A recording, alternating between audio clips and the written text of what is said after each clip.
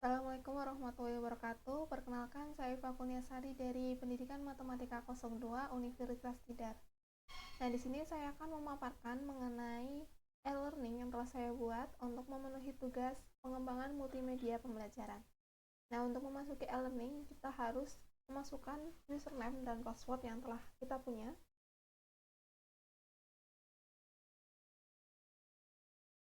Saya masuk sebagai teacher atau admin yang membuat e-learning ini. Nah, berikut merupakan tampilan awal atau dashboard yang tertampil pada situs. E-learning yang telah saya buat ini saya beri nama Classmeet atau kelas matematika, yaitu dikhususkan untuk mata pelajaran matematika. Pada tampilan awal di sini ada pengumuman. Pengumuman ini berisi mengenai materi-materi apa saja yang akan kita bahas di kelas 10 semester 2. Ada 5 materi, yaitu sebagai berikut, tapi saya akan memfokuskan pada satu materi, yaitu fungsi trigonometri. Di sini saya memaparkan beberapa bab yang dibahas pada semester 2 kelas 10. Oke, kita masuk ke grafik fungsi trigonometri. Pada bab grafik fungsi trigonometri dengan kompetensi dasar 3.10, yaitu menjelaskan fungsi trigonometri dengan menggunakan lingkaran satuan, saya bagi menjadi 3 pertemuan, yaitu untuk pertemuan pertama kita akan membahas mengenai perubahan grafik pada fungsi sinus. Kemudian untuk pertemuan kedua yaitu perubahan grafik pada kosinus, dan juga untuk pertemuan ketiga yaitu perubahan grafik fungsi tangen.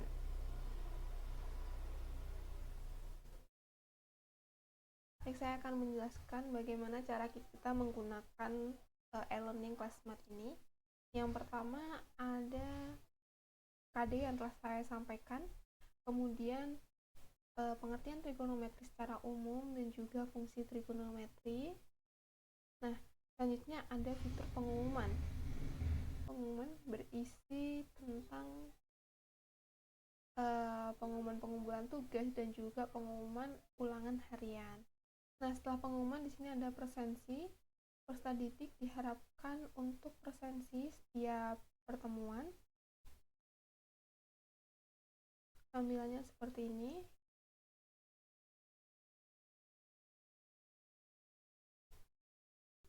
Pada pertemuan pertama yaitu perubahan grafik fungsi sinus. Di sini saya sudah menyiapkan file yaitu berupa PowerPoint mengenai perubahan grafik fungsi sinus untuk diakses peserta didik. Kemudian ada video pembelajaran.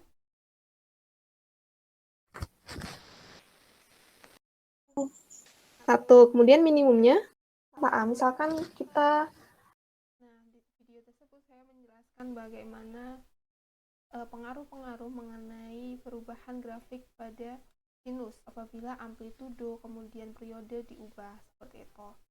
Nah, untuk peserta didik setelah mengamati dan juga menyimak video yang sudah saya sediakan, peserta didik diharapkan untuk menanggapi dan juga minimal satu postingan seperti itu.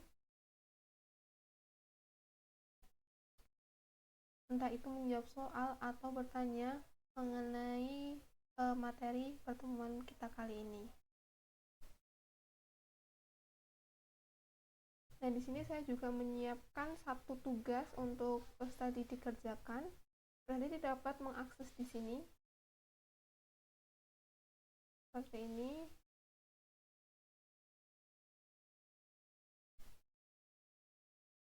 Nah, mungkin itu pada pertemuan pertama.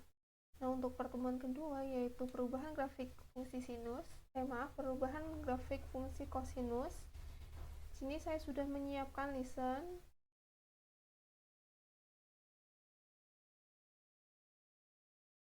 Lesson yang dapat diakses peserta didik berupa materi mengenai fungsi kosinus. Terdapat beberapa slide sebagai berikut.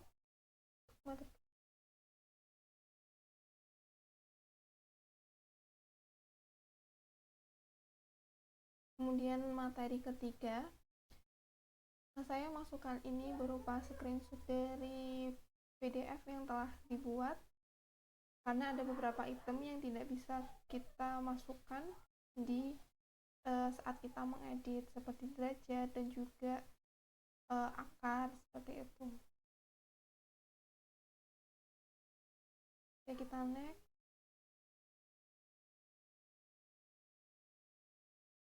Materi keempat, kemudian ada, nah pada lesson ini juga terdapat kuis untuk peserta didik kerjakan setelah membaca dan juga mengamati lesson yang telah saya buat.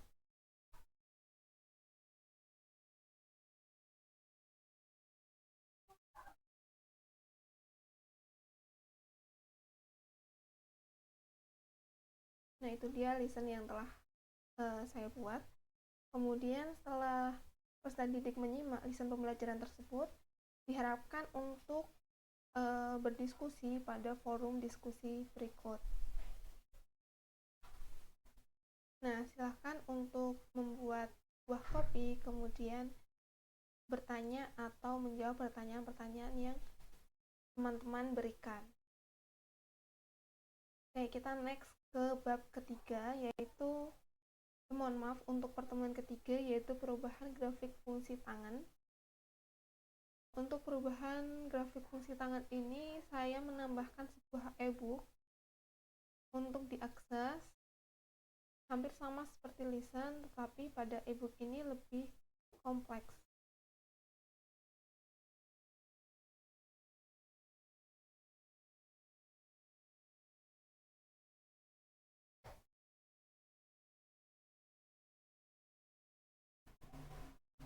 Nah, sampai kesimpulan, berarti e-book sudah selesai.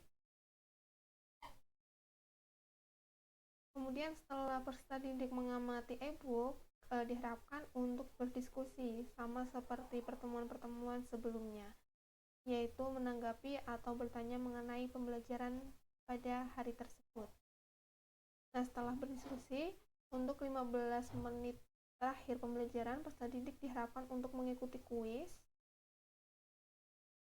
Kuis ini dapat diakses 2 kali, kemudian 15 menit pengerjaan.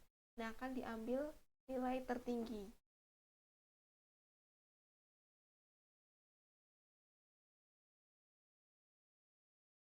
Ini dia tampilan untuk kuis, ada 3 soal saja. Nah, itu dia e-learning yang telah saya buat. Semoga yang saya sampaikan bermanfaat untuk kedepannya. Sekian dari saya. Wassalamualaikum warahmatullahi wabarakatuh.